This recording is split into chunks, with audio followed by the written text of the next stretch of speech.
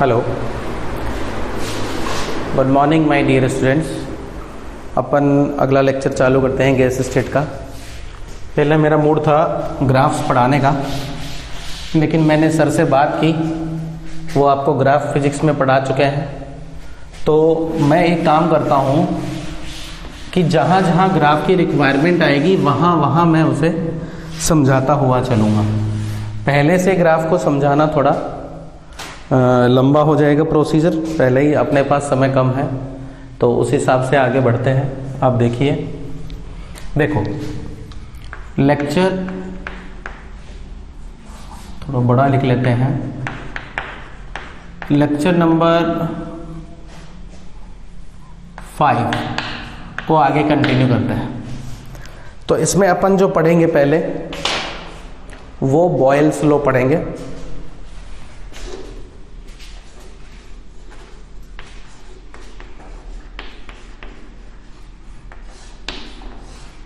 Boyle's law पढ़ेंगे।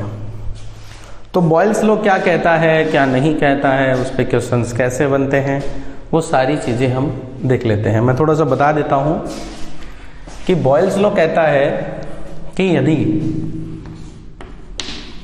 आपका temperature constant है,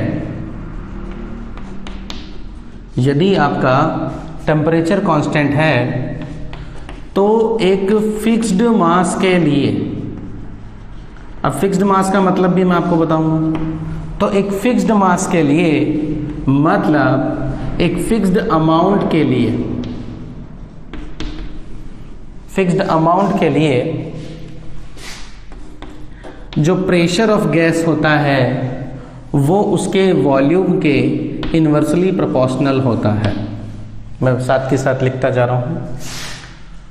ये हम क्या पढ़ रहे हैं, ये हम गैस लॉ पढ़ रहे हैं। ये केवल गैस लॉ नहीं है, ये आइडियल गैस लॉ है।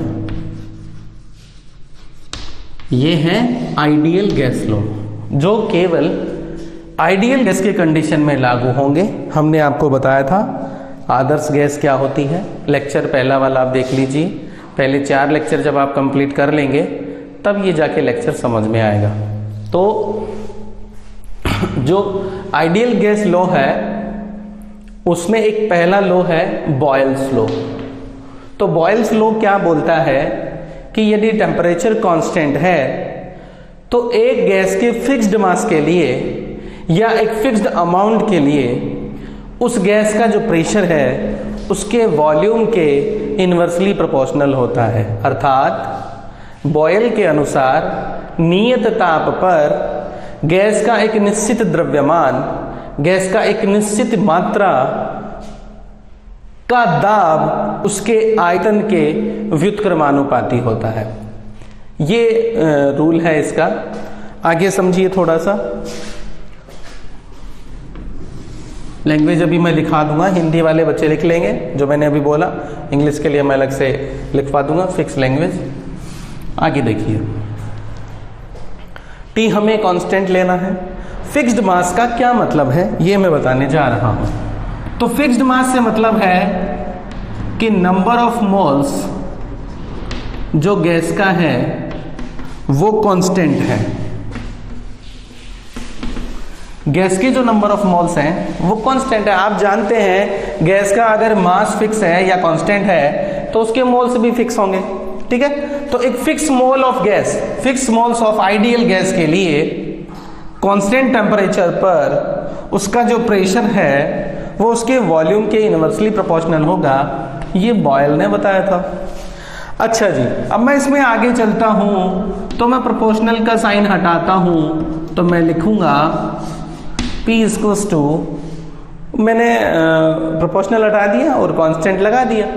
तो यहां से मैं लिख सकता हूं कि PV इक्वल्स टू K। इसका मतलब टेम्परेचर कांस्टेंट के लिए, टेम्परेचर कांस्टेंट की शर्त है कि PV कांस्टेंट आएगा। ये बोलता है बॉयल्स लॉ। ये भी बॉयल्स लॉ ही है कि किसी गैस के निश्चित मात्रा के लिए अगर टेम्परेचर कांस्टेंट है तो उसका प्रेशर और वॉल्यूम का मल्टीप्लाई कांस्टेंट आएगा। इसका मतलब समझते हैं, इसका क्या मतलब है। इसका मतलब है कि अगर आप प्रेशर बढ़ा रहे हैं और वॉल्यूम भी वहां पर है तो P इंटू वी आपका कांस्टेंट है। इसका मतलब है प्रेशर अगर बढ़ाया तो आपका वॉल्यूम घट गया है, और अगर आपने प्रेशर कम किया है तो आपका वॉल्यूम बढ़ गया है। ठीक है जी। तो ऐसा होता कहां है? जहां टेम्परेचर कांस्टेंट होता है। तो टेम्परेचर कांस्टेंट की शर्त को हम बोलते हैं आइसोथर्मल कंडीशन। आइसोथर्मल कंडीशन, इस शर्त को बोला जाता है आइसोथर्मल कंडीशन। इसका मतलब है समतापी शर्त हो गई। समतापी जब भी आपका गैस का कोई सिस्टम होगा तो वहां पर पीवी इक्वल्स टू के, मतलब पीवी का जो वैल्यू है वो कांस्टेंट होगा। ये बॉयल्स लॉ था। इंग्लिश वाले बच्चे लिख लीजिए, मैं आपको एक लैंग्वेज लिखवा देता हूं। For a fixed mass of an ideal gas, for a fixed mass of an ideal gas at constant temperature, at constant temperature the pressure of the gas is inversely proportional to its volume। ठीक है जी। अब इस पे हम graphs बनाएंगे, और graphs कैसे कैसे बनाएंगे उसको आप समझते जाएंगे। देखो आगे बढ़ते हैं। पहला कर्व जो हमें बनाना है, कुछ कर्व हमें सीखने हैं, तो पहला कर्व मुझे बनाना है P और V के बीच में। पहला जो कर्व बनाना है P एंड V के बीच में बनाना है। तो इसको अब आप ध्यान से समझेंगे, P और V के बीच में हमें कैसे बनाना है, क्या इनके बीच में रिलेशन है। अभी आपने जब भी हमें कर्व बनाना होता है तो सबसे पहले हमें रिलेशन लाना होता है, ये ध्यान रखना आप। तो रिलेशन में लेके आया कि PV इक्वल्स टू कांस्टेंट है। इसका मतलब जब हमारे पास XY का वैल्यू कांस्टेंट होता है, ध्यान दें, जब हमारे पास XY का वैल्यू कांस्टेंट होता है, यह माना कि मतलब X inversely proportional to 1/y होता है। ठीक है जी। तो X एक्सिस यहां ले लिया, Y एक्सिस यहां ले लिया, तो वहां जो कर्व आता है वो रेक्टेंगुलर आता है, आयताकार अतिपरवलय आता है।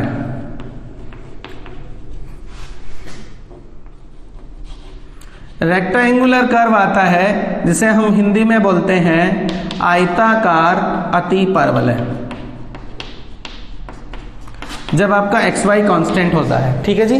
तो अब आप देखिए यहां पर आपका PV कांस्टेंट है, तो PV कांस्टेंट है तो P और V के बीच में जो कर्व आएगा,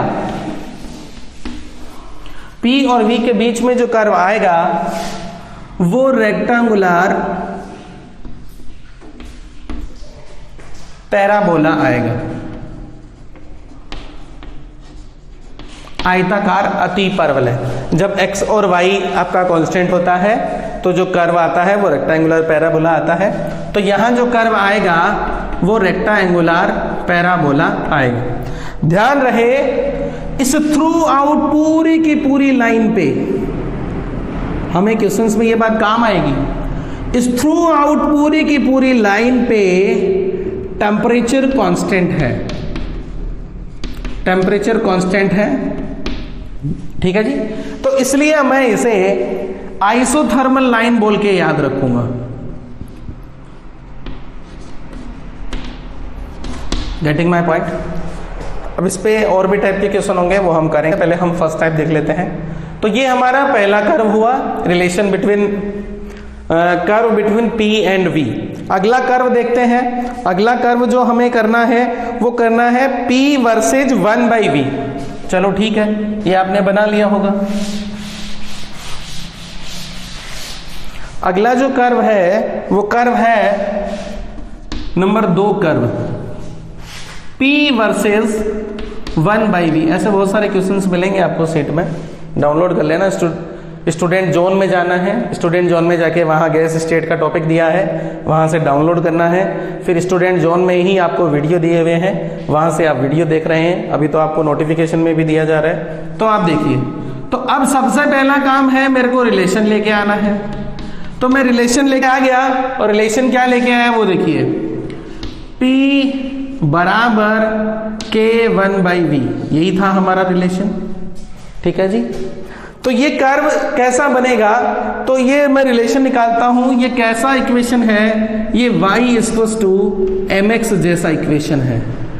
अंतःखंड या इंटरसेप्ट यहां 0 है और जो स्लोप है वो है पॉजिटिव, स्लोप आपका पॉजिटिव है। तो x और y के बीच में पॉजिटिव स्लोप का curve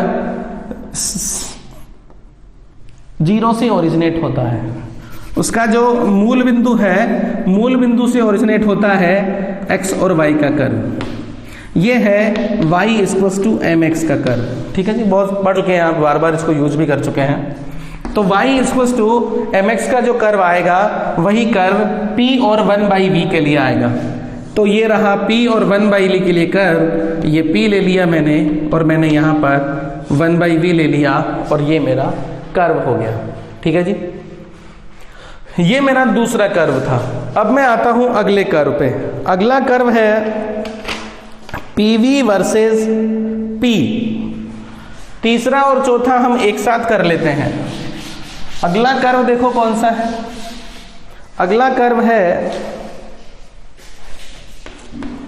PV versus V, number 3। और नंबर 4 कर्व है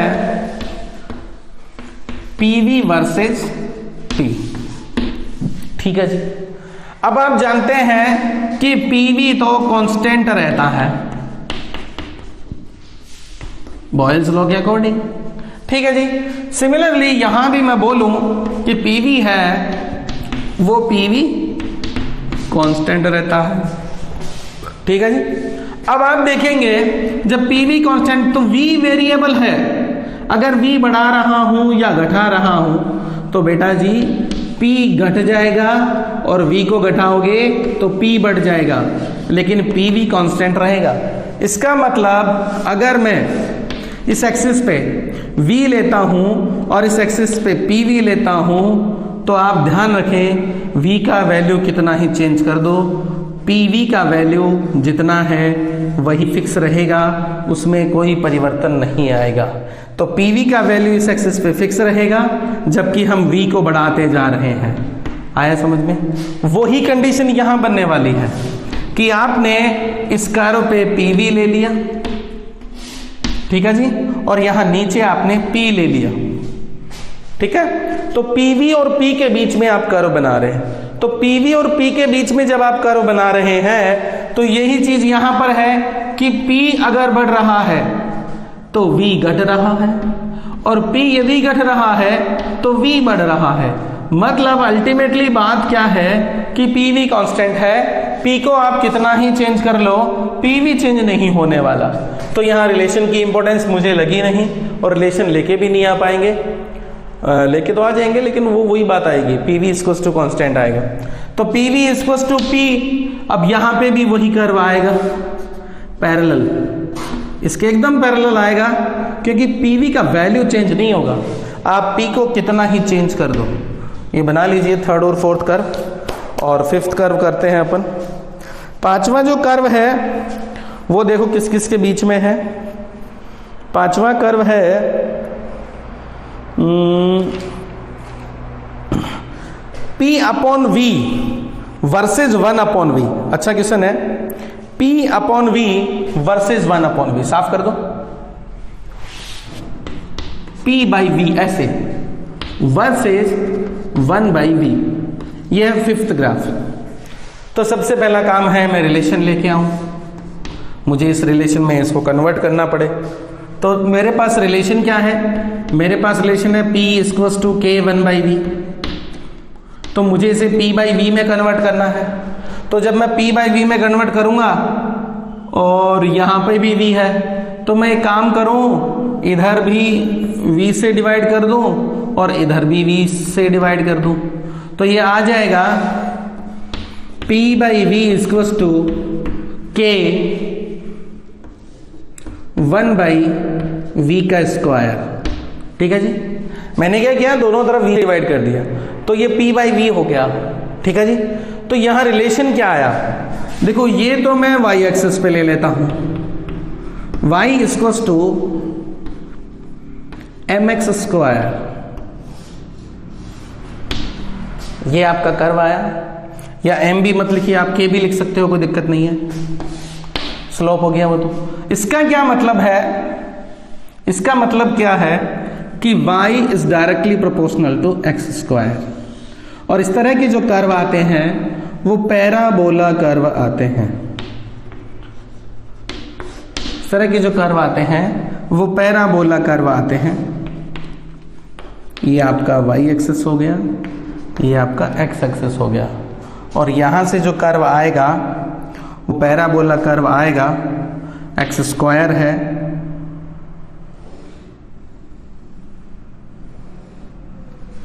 इस तरह से आएगा, ठीक है।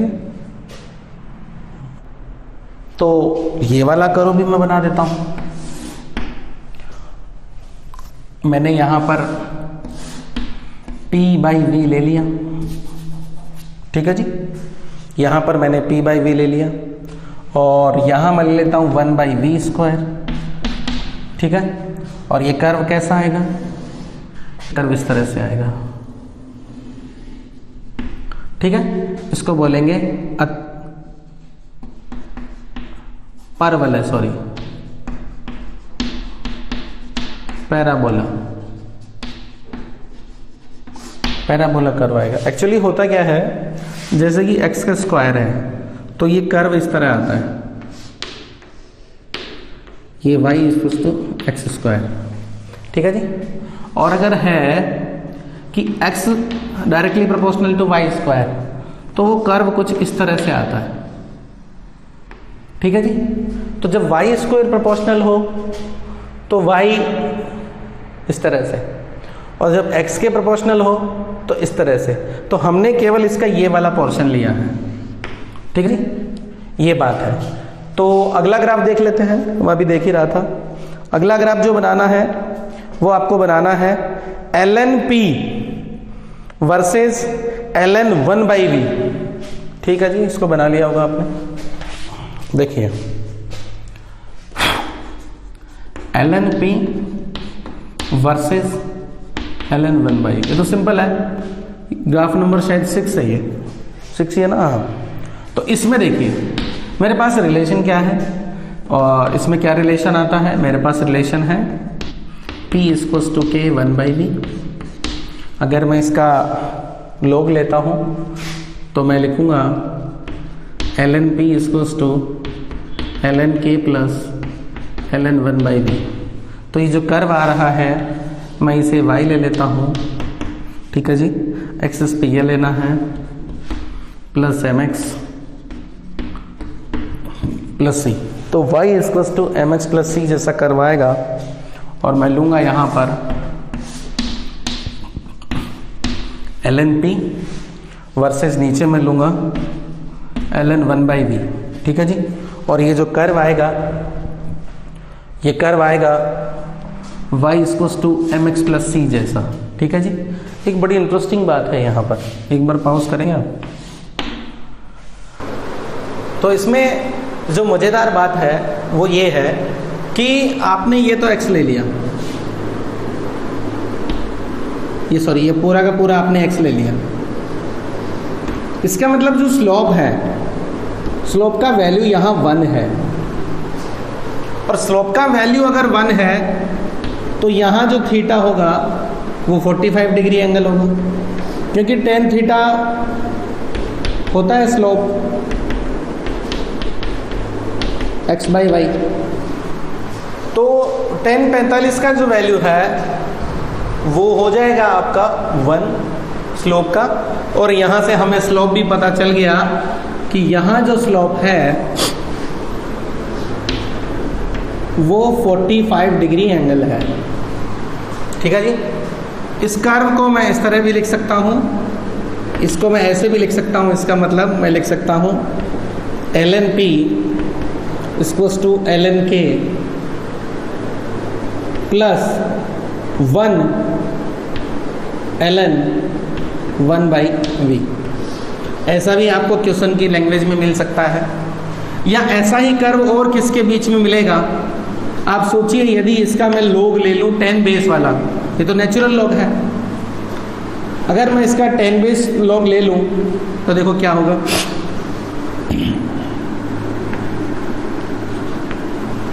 log 10p equals to k plus log 10 1/v। तो यहाँ पे जो कर्व आएगा वो सेम टू सेम कर्व आएगा किस किस के बीच में, log 10 base p versus log 10 base 1/v। और यहाँ भी जो स्लोप आएगा उसकी वैल्यू +1 होगी और थीटा जो आएगा वो 45 डिग्री होगा स्लोप। अगला जो कर्व बनाना है 7वें नंबर का, वो कर्व है LNP वर्सेस LNV। इसको साफ LNP वर्सेस LNV, या फिर मैं इसे log 10 base p versus log 10 base v भी मैं लिख सकता हूँ। इस तरह का ही कर्व होगा। तो आप देखते जाइए आगे। तो मैंने कर्व बनाया है, उससे पहले मुझे रिलेशन चाहिए। रिलेशन मेरे पास क्या है, रिलेशन है PV इक्वल्स टू कांस्टेंट। ठीक है जी, रिलेशन हमारा है PV इक्वल्स टू कांस्टेंट। आगे देखिए, LNP वर्सेस LNV के बीच में ग्राफ बनाना है तो मुझे इन दोनों में रिलेशन लेके आना है। P equals to K 1/v हमारे पास था, तो LNP equals to LNK plus LN 1/v। ठीक है जी। अब मुझे LNP और V के बीच में चाहिए LNV, तो मैं इसे ऐसे लिख सकता हूँ, LNP equals to LNK minus LNV। ठीक है जी। तो Y equals to C minus MX, या इसे आप कहते हैं Y equals to minus MX plus C। तो स्लोप जो आएगा वो नेगेटिव आएगा। ठीक है जी। और इंटरसेप्ट जो है वो पॉजिटिव है, अंतःखंड। तो नेगेटिव स्लोप के कर्व इस तरह से होंगे। ठीक है जी। ध्यान दें कि यहां पर जो स्लोप है वो -1 है, जो स्लोप की वैल्यू है वो -1 है। कैसे पता चला? क्योंकि ये तो पूरा x हो गया, m की वैल्यू -1 हो गई, सिंपल सी बात। तो जब टेंजेंट कितना होगा, ये थीटा कितना होगा, 135 डिग्री एंगल होगा। और अगर मैं इधर निकालूं तो ये होगा 45 डिग्री एंगल। ठीक है जी। ये जो है ये tan थीटा जो स्लोप बता रहा है, इसकी वैल्यू -1 होती है। tan थीटा 135 के लिए -1 वैल्यू होती है। तो 135 अगर ये कवर करता है, थीटा हम इस तरह से ही लेते हैं, ये मैंने थीटा ले लिया एक स्लोप के लिए, ये नेगेटिव स्लोप आएगा और सेम कर्व आएगा अगर मैं यहाँ पर LNP की जगह log 10 बेस p और यहाँ पर LNV की जगह log 10 बेस v कर दूँ तो। ठीक है जी। नेगेटिव स्लोप आएगा वगैरह वगैरह वगैरह। ये हमारा 7वें नंबर का कर्व हो गया पूरा। अगला देखते हैं, आपको कर्व दिया हुआ है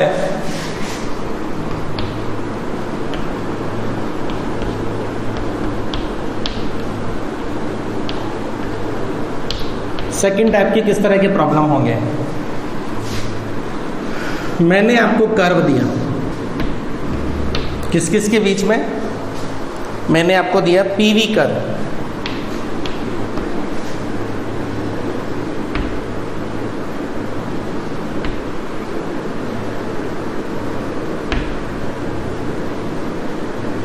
ये तीनों आइसोथर्मल लाइनें हैं। ये T1 टेम्परेचर के लिए है, ये T2 टेम्परेचर के लिए है और ये T3 टेम्परेचर के लिए है। तो क्वेश्चन मेरा है रिलेशन बिटवीन T1, T2 और T3, मतलब आपको ऑर्डर देना है इंक्रीजिंग ऑर्डर और डिक्रीजिंग ऑर्डर, T1 ज़्यादा है कि T2 ज़्यादा है कि T3 ज़्यादा है। तो इसको कैसे करेंगे? इसको करने के लिए हमें क्या देखना होगा? देखिए, PV इक्वल्स टू कांस्टेंट। अभी हमने आइडियल गैस इक्वेशन नहीं पढ़ा है, पर इस तरह की प्रॉब्लम को सॉल्व करने के लिए हमें लेके आना पड़ेगा। और PV इक्वल्स टू होता है nRT, मतलब nRT इक्वल्स टू कांस्टेंट। ठीक है जी, PV equals to constant, nRT constant है तो PV कांस्टेंट है। तो मैं क्या करूं? देखिए ध्यान से, मैं एक फिक्स वॉल्यूम पर, वॉल्यूम को मैंने फिक्स कर दिया, 3 वैल्यू ले लेता हूं। First value of pressure, second value of pressure और थर्ड वैल्यू ऑफ प्रेशर। ये है P3, ये है P2 और ये है P1। P3 के रेस्पेक्ट में है T1, P2 के रेस्पेक्ट में है T2 आइसोथर्मल लाइन, और P1 के रेस्पेक्ट में है T3 लाइन। ठीक है जी। अब बात सिंपल सी आती है कि यदि PV कांस्टेंट है और nRT कांस्टेंट है, यदि P का वैल्यू ज़्यादा है, समझ में आ रहा है, V के एक फिक्स वैल्यू के लिए, V के एक निश्चित मान के लिए P का वैल्यू अगर मैं ज़्यादा करता हूँ तो ऑब्वियसली मेरे T के वैल्यू ज़्यादा होंगे। ठीक है जी। तो P3 is greater than P2 is greater than P1। P3 ज़्यादा है, P2 कम है, P1 उससे कम है। तो similarly T1 is greater than P3 is related with T1, T2 is greater than T1। इसको इस तरह से सॉल्व करते हैं। ये अच्छी प्रॉब्लम थी, जेईई मेन में ऐसे क्वेश्चन ज़्यादा आते हैं। अगला क्वेश्चन क्या है?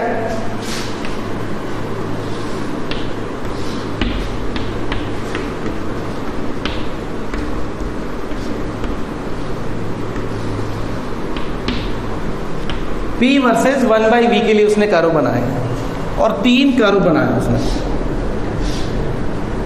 बिल्कुल ऐसे ही कर्व आएंगे। और इसमें टेम्परेचर लिया उसने T1, यहाँ टेम्परेचर लिया है T2 और यहाँ टेम्परेचर लिया है T3।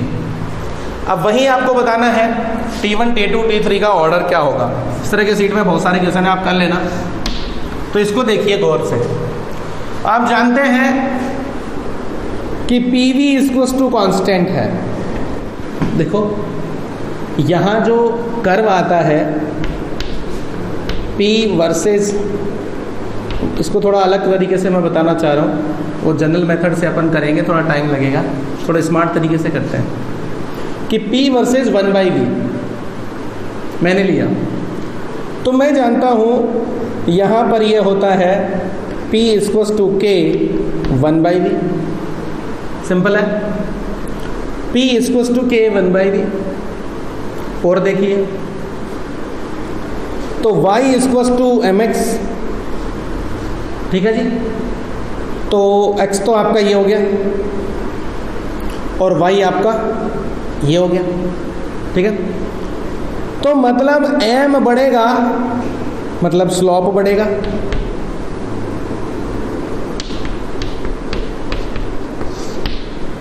स्लोप बढ़ेगा, K बढ़ेगा। PV इक्वल्स टू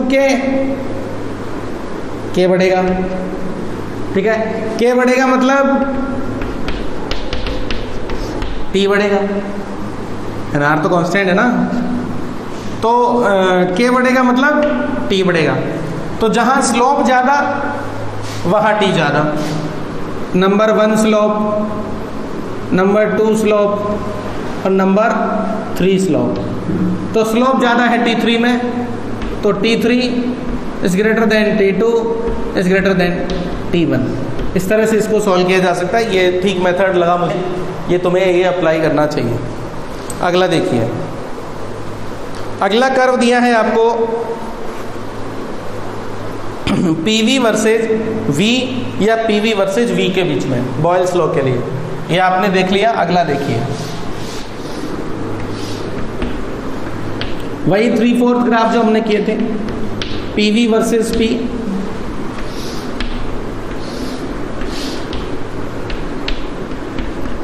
और पीवी वर्सेस वी के बीच में। तो यहाँ 3 ग्राफ दे दिए आपको आइसोथर्मल लाइनें, बिल्कुल ये इस तरह से मिलेंगी आपको, T1 T2 T3। सिमिलरली इधर भी आप करिए, T1 T2 T3। ठीक है जी। अब आपको बताना है T1 T2 T3 में इंक्रीजिंग ऑर्डर डिक्रीजिंग ऑर्डर आपको बताना है। इसको अब आप गौर से समझिए। ये सबसे सिंपल है कि PV बढ़ेगा तो K बढ़ेगा, और K बढ़ेगा तो T बढ़ेगा। ठीक है जी। तो सिंपल सी बात है सर, PV बढ़ रहा है तो T1 सबसे ज़्यादा है, T2 उससे कम है, T3 सबसे कम है। और सेम वहाँ आएगा कि T1 सबसे ज़्यादा है, T2 उससे कम है, और T3 उससे कम है। अगला क्वेश्चन है P/V वर्सेज 1/V। तो देखिए ध्यान से,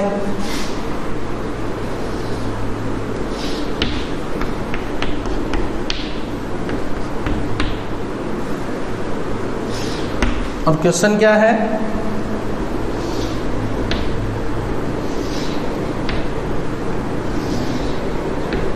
ये T1, ये T2 और ये T3, और आपको इनका इंक्रीजिंग ऑर्डर बताना है। इसके लिए देखिए आपको क्या करना है कि P/V बाद में लेके आते हैं, पहले मैं जनरल रिलेशन लिख देता हूँ। K 1/V, डायरेक्ट नहीं करेंगे, स्टेप बाय स्टेप चलते हैं। इधर भी मैं V से डिवाइड कर देता हूँ और इधर भी मैं V से डिवाइड कर देता हूँ। तो ये हो गया P/V equals to K 1/V का स्क्वायर। तो यहाँ जो कर्व आ गया वो y बराबर K x स्क्वायर आ गया। ठीक है जी। तो जिस कर्व का K ज़्यादा होगा, जिस कर्व का K ज़्यादा होगा उस कर्व का T ज़्यादा होगा। K मतलब K यहाँ पर K से क्या मतलब है, स्लोप। और स्लोप कैसे निकालते हैं, M। देखिए आप x/v x/y या टेंजेंट खींच के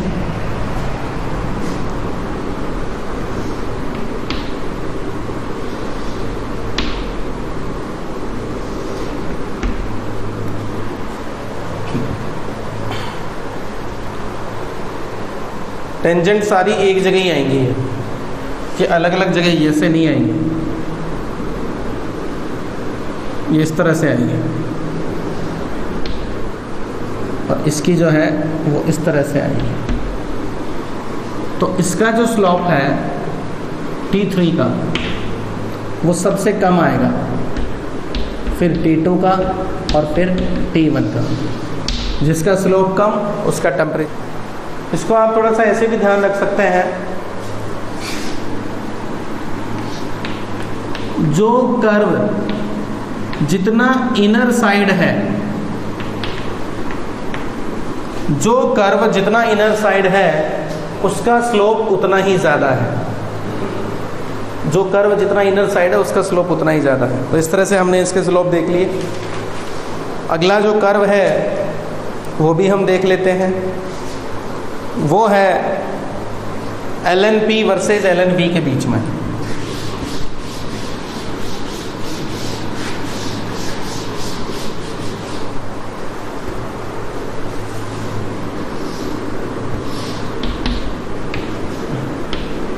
LNP versus LNV। LN 1/V तो इसका कर्व कुछ इस तरह से आ रहा था, तो इस तरह से दो कर्व बना दिए, इसको मैंने T1 लिख दिया, इसको मैंने T2 लिख दिया। बताओ साहब इनके बीच में रिलेशन बताओ। तो इसके लिए सिंपल सा फंडा है कि ln P equals to ln K plus ln 1/v। ठीक है जी। अगर ln K का वैल्यू ज़्यादा आए